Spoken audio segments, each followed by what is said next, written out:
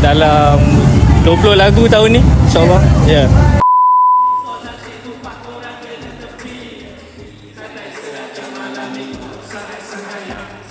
Hai Shilky, mungkin boleh perkenalkan diri dekat audience lah. Siapakah Shilky ni? Aku Shilky daripada Selatan 0108.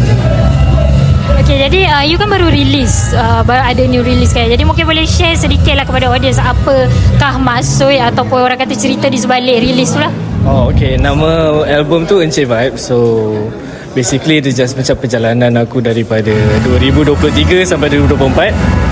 All the ups and downs aku kumpulkan jadi compilation and then jadi satu projek lah. Yeah.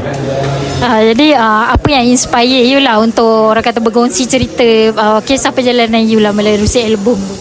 Sebab saya tengok kawan-kawan saya semua buat benda sama, jadi saya pun express diri saya lah. Macam tu. Jadi how is the show tonight lah? Apa Show malam ni best gila. Penat datang pukul 7 tadi and then sekarang berapa? 12 baru nak balik. But best tengok Khalif punya set last kali tadi. Dia enjoy and aku harap semua orang yang datang pun enjoy lah the show. Yeah. Jadi apa orang kata mungkin nak share sedikit lah apakah orang kata plan-plan seterusnya daripada Shilky ataupun Selatan lah. Selatan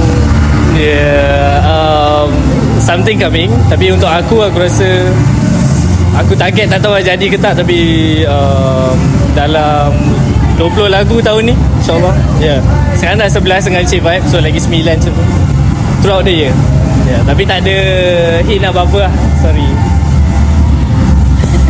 Jadi okay, kalau tak boleh bagi hint tu, kita tengok macam page Selatan macam nak buat show je, mungkin boleh bagi hint sikit lah, ada upcoming show ke? Kita orang tengah try nak adjust untuk bulan 8 punya show, tapi tak tahu apa-apa jadi lagi lah. Itu je daripada. Jadi lastly mungkin boleh share sedikit message kepada peminat di luar sana ataupun orang yang baru nak menceburi bidang ni lah. Kalau peminat tolong support sebab ada banyak lagi benda tahun ni. Untuk orang-orang yang baru start, just jangan stop percaya. Kalau kau ada dream tu, kejar, langgar. Kalau kau berani, kau langgar semua benda and then satu hari tu kau akan sampai. Yeah. Thank you.